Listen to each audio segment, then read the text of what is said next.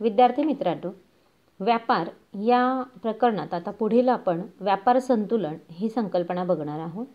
एखाद्या देशाच्या विशिष्ट काळातील आयात व निर्यात मूल्यांमध्ये असलेला फरक म्हणजेच व्यापार संतुलन होय.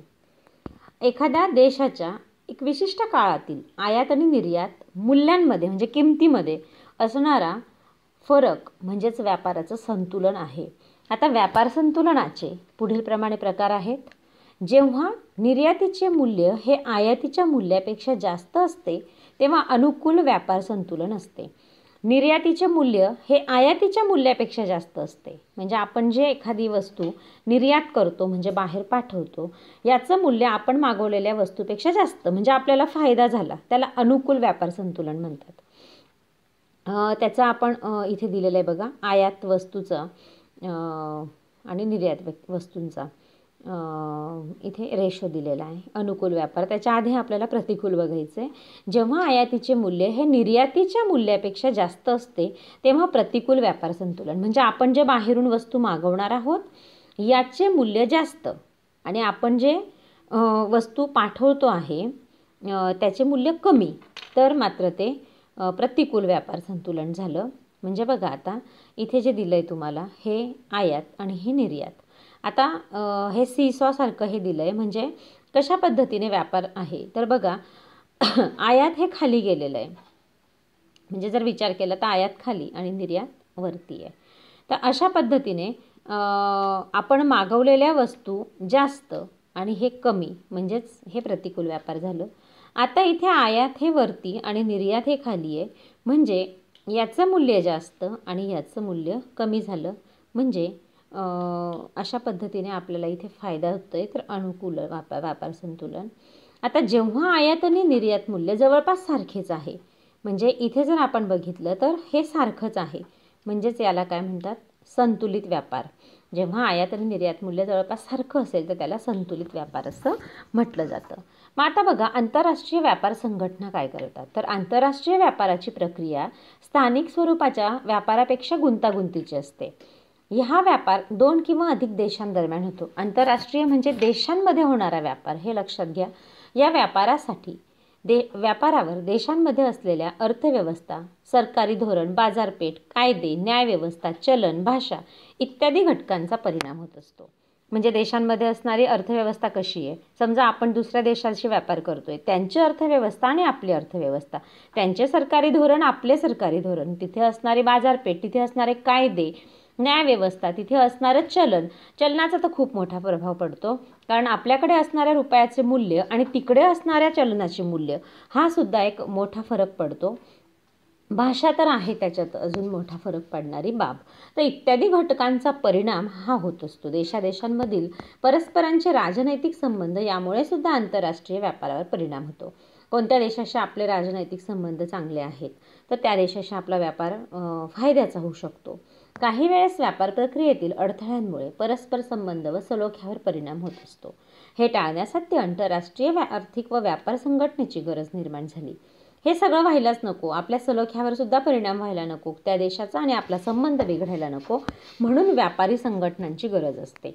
भिन्न आर्थिक स्तर असलेल्या देशांमध्ये होणारी व्यापार प्रक्रिया सहज व न्यायपूर्ण व्हावी या हेतूने काही आंतरराष्ट्रीय आर्थिक संघटना निर्माण झाल्या.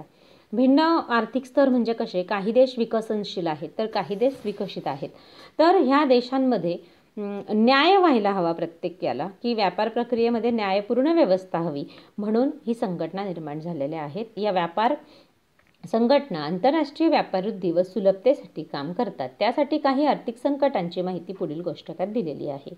आता काही आर्थिक संघटना आहेत त्यांची माहिती एका कोष्टकात दिलेली आहे. इथे तर 2 चित्रांमध्ये आपल्याला त्यांचं हे सुद्धा स्ट्रक्चरसुद्धा दाखवलेलं आहे. आसियान मुख्यालय आणि जागतिक व्यापार संघटना मुख्यालय हे 2 मुख्यालय आपल्याला इथे दाखवलेली आहेत.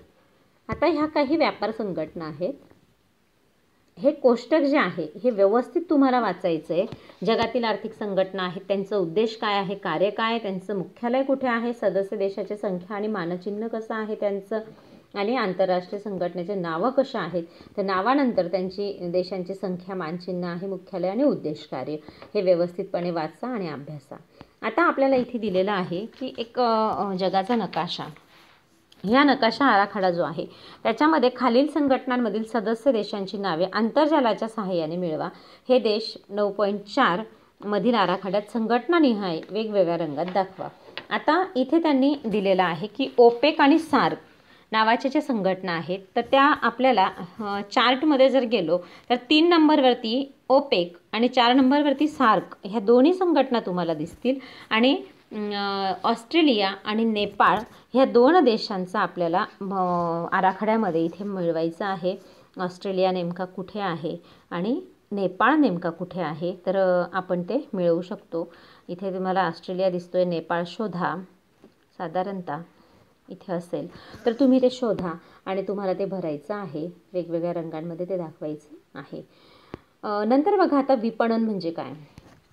धोंडीवा आपल्या शेतात भरपूर कष्ट करून उत्तम तऱ्हेच्या भाज्या व इतर शेतमाल पिकवायचा, पण बाजारात त्याला म्हणावी तशी किंमत मिळत नसे.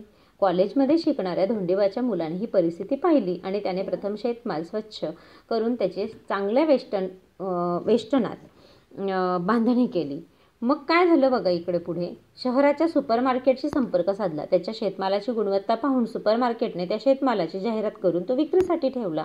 आज धोंडीवाचा शेतमाल पूर्वीपेक्षा अधिक किमतीला विकला जात आहे.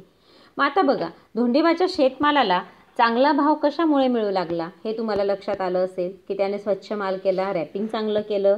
त्यासाठी धोंडीवाच्या मुलाला काय करावे लागले हे पहिल्याच प्रश्नात कळलं. त्याने पुन्हा संपर्क साधला मार्केटशी आणि मग आता मार्केटने गुणवत्ता पाहून त्या विक्रीसाठी त्याची जाहिरात केली. परिसरातील शेतकऱ्यांच्या शेतमालाला चांगला भाव मिळण्यासाठी तुम्ही सुद्धा असा काही उपाय सुचवू शकता. मग आता बघा की कोणत्याही मालाची योग्य प्रकारे सादरीकरण महत्त्वाचे असते. मालाची गुणवत्ता, त्यानुसार होणारी प्रतवारी, तो माल ग्राहकांपुढे कशा प्रकारे सादर केला जातो त्यावरून मालाची किंमत ठरते. धोंडीबाच्या शेतमालाबाबत याची कमतरता होती. ती धोंडीबाच्या मुलाने वेळीच ओळखली आणि त्यात बदल केले. अशा प्रकारे औद्योगिक उत्पादनात किंवा शेतमालासाठी उपाययोजना केल्यास ग्राहकांच्या नजरेत मालाची प्रत वाढते. त्यामुळे मालाला किंमत तर मिळतेच, पण अशा मालाची मागणी देखील वाढू शकते. म्हणजे हे आपण करू शकतो. एकदम इझी आहे. तर ह्या गोष्टी जर केल्या तर आपल्याला मालाची किंमतही वाढू शकते, खप वाढू शकतो, आपल्याला भरपूर फायदा मिळू शकतो. ज्या वस्तू तुम्ही घरी नेहमी वापरतात त्यापैकी काही वस्तूंची ही यादी दिलेली आहे. आता ही जी प्रत्येक वस्तूसमोर तिचं नाव, उत्पादनाचे नाव आणि माहितीचा स्रोत लिहायचा आहे तुम्हाला. दात घासण्याची पावडर किंवा पेस्ट आहे ह्याचं नाव लिहा तुम्ही, कारण आपण कोलगेट वापरतो, पेप्सोडेंट वापरतो, वेगवेगळे प्रोडक्ट वापरतो. उत्पादकाचे नाव, ते कोणत्या प्रोडक्ट्सपासून मिळालेलं आहे आणि तुम्हाला हे कुठून मिळालं, स्वतःच तुम्ही घेतलं की तुम्ही ह्याच्यासाठी नेट वापरलं किंवा कुठून आणखी ही माहिती मिळवली. या माहितीवरून तुमच्या असे लक्षात आले असेल की आपण ज्या वस्तू वापरतो त्याची गुणवत्ता महत्त्वाची असते. त्याचबरोबर त्याची जाहिरातही आपल्यावर प्रभाव पाडते. प्रत्येकाला सर्वच उत्पादनांविषयी माहिती नसते, परंतु ती उत्पादने जी आहेत ती कोणीतरी वापरत असताना पाहिल्यास उत्पादनाची आकर्षकता किंवा जी जाहिरात असते, आकर्षक जाहिरात पाहिल्यास, उत्पादनाविषयी चौकशी केल्यास किंवा बाजारात बघितल्यावर लक्षात येते की उत्पादने आपल्या उपयोगाची आहेत म्हणून ती विकत घेतली जातात. हे सर्व विपणनामुळे शक्य होते. योग्य विपणनातून व्यापार वाढीस लागतो. आता एक गोष्ट आपल्याला नीट लक्षात घेतली पाहिजे की ज्या वेळेला आपण जाहिरात करतो, जाहिरातीवरून आपल्याला खूप गोष्टी विकत घेता येतात. आजकालच एक जाहिरात चालू होती की हे ऑइल वापरलं तर हार्ट अटॅक येत नाही. त्याच्यावर कमेंट्स पण खूप झाल्या, खूप सारे मेसेजेस पण आले की गांगुलीने त्या तेलाची जाहिरात केली आणि गांगुलीलाच हार्ट अटॅक आला. म्हणजे हे एक विरोधाभास झाला हा. पण अशाच जाहिरात करून फसवणारेही बरेच असतात की हे केलं तर असं होईल, हे वापरलं तर तसं होईल, हे वापरा याच्याने केस गळणार नाही, हे वापरा याच्याने केस वाढतील, हे वापरा याच्याने खूप गोरे होणार. वर्षानुवर्ष फेअर अँड लवलीची जाहिरात चालू आहे, पण वर्षानुवर्ष फेअर अँड लवली वापरणारे गोरे नाही झाले. म्हणजे ह्या ज्या गोष्टी आपण पाहतोय तर ह्या सगळ्या गोष्टी आपल्याला फार आवश्यक आहेत की कशावर विश्वास ठेवायचा आणि कशावर नाही. पण विपणन व्यवस्था ही खूप महत्त्वाची ठरते की कोण जाहिरात कसं करत आहे त्याच्यावर मालाची विक्री होत असते. मग विपणनाचे महत्त्व काय आपल्याला लक्षात येईल. आधुनिक औद्योगिक समाजरचना, जागतिकीकरण, उत्पादनाचे मुबलक पर्याय व उपलब्धता ही आजच्या जगाची व्यापार रचना आहे. या पार्श्वभूमीवर व्यापारासाठी विपणन व्यवस्था अतिशय महत्त्वाची ठरते. विपणनाद्वारे शिस्तबद्ध पद्धतीने व्यापारात वाढ करता येते. उत्पादन एकाच वेळी मोठ्या प्रमाणात वितरित करता येते. जास्तीत जास्त ग्राहकापर्यंत पोहोचवता येते. उत्पादनाचे विक्री मूल्य देखील वाढते. सदोष उत्पादने बाजारपेठेतून परत काढून घेता येतात. म्हणून आजच्या युगात विपणन हा व्यापार व्यवस्थेचा एक प्रमुख आधार आहे. हे फार महत्त्वाचे आहे की आधुनिक औद्योगिक समाजरचना जी आहे किंवा जागतिकीकरण वाढलेलं आहे किंवा जी पर्याय आहेत ते खूप वाढलेले आहेत. तेल आहे अनेक प्रकारचं तेल आहे. केसांना लावायचं तेल अनेक प्रकारचं आहे. खाण्याचं तेल अनेक प्रकारचं आहे. म्हणजे आपल्याला पर्याय उपलब्ध झाले आहेत. पेस्ट अनेक प्रकारच्या पेस्ट आलेल्या आहेत बाजारामध्ये. एखाद्यामध्ये मीठ आहे, एखाद्यामध्ये हे, एखाद्यामध्ये ते, अशा प्रकारचे अनेक प्रकारचे अनेक प्रकारचे पेस्ट आलेले आहेत. तर हे आपल्याला बऱ्याच गोष्टी आपल्याला उपलब्ध झालेल्या आहेत. म्हणून ग्राहकाला गरज आहे अशी भावना निर्माण करणाऱ्या जाहिराती मोठ्या प्रमाणात केल्या जात आहेत. जास्तीत जास्त ग्राहकापर्यंत पोहोचणे, ग्राहकांना उत्पादनाकडे आकर्षित करणे व खरेदीसाठी प्रवृत्त करणे हे यामागील उद्देश असतो. माहिती तंत्रज्ञान आणि प्रसारमाध्यमांची माध्यमे याचा विपणन व्यवस्थेवर खूप प्रभाव पडलेला आहे. आणि हे सारे तंत्रज्ञानातील क्रांतीमुळे जग हे एक मोठी बाजारपेठ बनलेलं आहे. हे नीट लक्षात घ्या. पूर्ण जगच एक मोठी बाजारपेठ बनलेलं आहे आंतरजालाच्या माध्यमातून. अंतर्जाळाच्या माध्यमातून जगाच्या विविध देशातील उत्पादनांची माहिती उपलब्ध होत असते. यातून ग्राहकाला अनेक पर्याय उपलब्ध होतात. आंतरजालाच्या सुविधेमुळे ऑनलाईन ट्रेडिंग, ई मार्केटिंग यांमुळे तंत्रे ग्राहक वापरत आहेत.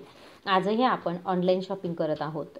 तर हे आंतरराष्ट्रीय तंत्रच झालं किंवा अतिशय कमी वेळामध्ये ग्राहकांपर्यंत पोहोचण्याचं हे एक तंत्र झालं. उत्पादनाची जाहिरात करताना खोटी, फसवी किंवा अतिशयोक्तीपूर्ण विधाने करून ग्राहकांची फसवणूक करणे, स्पर्धकांचे दोष सांगणे यांमुळे अनेक वेळा जाहिराती आपली विश्वासार्हता गमावताना दिसतात. म्हणून जाहिरात करताना योग्य नीतिनियम पाळणे आवश्यक आहे. ग्राहकाने देखील अशा जाहिरातीपासून सावध राहणे आवश्यक आहे. जे मी आधीच सांगितलं तुम्हाला. ग्राहकांची फसवणूक झाल्यास त्याविरुद्ध दाद मागण्यासाठी ग्राहक संरक्षण कायदा केलेला आहे. आपली गरज ओळखून उत्पादने रास्त दराने खरेदी करण्यासाठी ग्राहकांचा कल असणे आवश्यक आहे. तर ह्या सगळ्या गोष्टी ऑलरेडी आपल्याला ठाऊक आहेत. इथे तुम्हाला एक नेहमी लक्षात ठेवा एक चार्ट दिलेला आहे. तो सुद्धा तुम्ही व्यवस्थित अभ्यासा. धन्यवाद.